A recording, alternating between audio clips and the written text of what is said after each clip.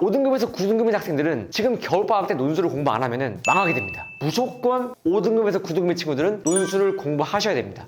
지금부터 그 이유를 설명드릴게요. 지금부터 5등급에서 9등급의 학생들이 논술을 공부 안 하게 되면 발생하는 일에 대해서 설명드리겠습니다.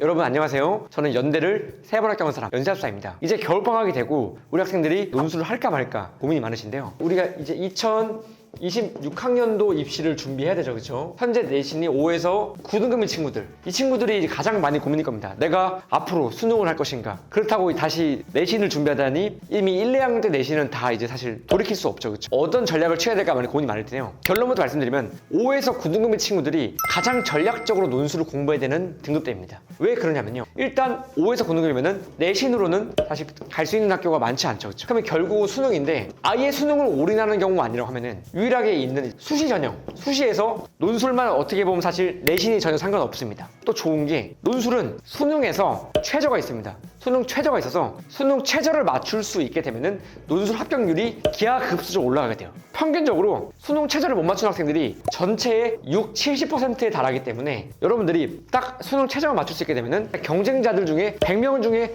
60, 70명이 사라진다고 보시면 돼요. 수능 최저가 맞추는 게 또 어렵지도 않습니다. 내가 전략적으로 나 이 학교 써야지 라고 했을 때는 2024학년도 입시 요강을 보면 되는데요. 여러분들이 내가 자신 있는 거 국영수사 중에서 수학 못해, 영어 못해, 대신에 국어 사탐을 잘해.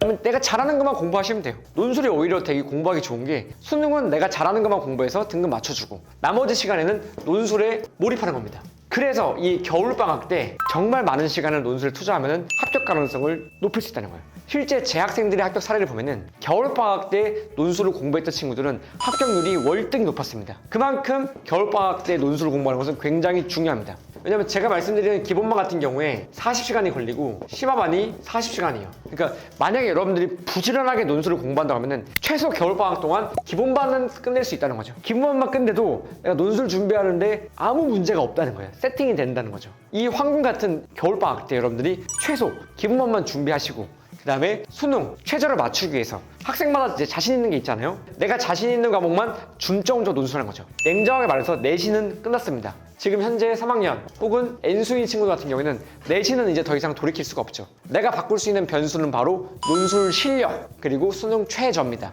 근데 수능 최저는 맞추기 쉬우니까 내가 전략적으로 맞춰주시고 나머지 시간을 논술에 집중하는 거예요. 여러분들 그거 아세요? 겨울방학 때 왜 논술하면 좋냐면요. 논술은 한번 배워놓으면은 이게 나한테 체득화가 되기 때문에 앞으로 1년, 2년, 10년이 지나도 이걸 쓸 수 있습니다. 기술을. 특히 제가 알려주는 논술은 더 그래요. 저는 논술의 기본 원리, 본질과 더불어서 사고력을 강화시키기 때문에 이 사고력 강화는 빨리 배울수록 좋거든요. 그래서 겨울방학 때 논술을 배우게 되면 남들보다 훨씬 빨리 논술을 배웁니다. 그렇기 때문에 남들보다 사고력을 강화시키는 훈련을 더 먼저 할 수 있게 되는 거죠.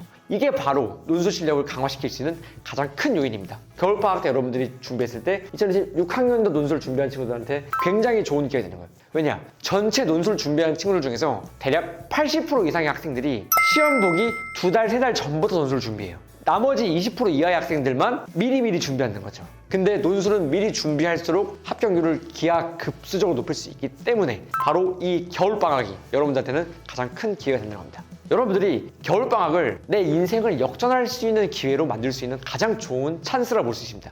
그리고 그 찬스는 바로 논술이 만들 겁니다. 논술로 합격할 수 있는 게 가장 쉽고요. 논술은 글쓰기 하나지 않습니까? 딱 정해진 시간 동안 짧게는 60분에서 120분 동안 내가 집중해서 글 하나를 쓰면은 이 글 하나로 연대생이 될 수 있습니다.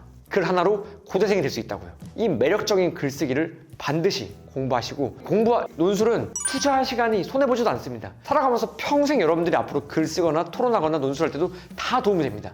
여러분들이 인생을 역전할 수 있는 마지막 기회가 바로 논술이고 이 논술을 겨울방학 때 시작하는 것이 가장 큰 기회입니다. 편입 논술 준비하는 친구도 마찬가지입니다. 편입 영어 공부하는 것도 중요하지만 편입 논술을 준비하시면 훨씬 더 효과적입니다.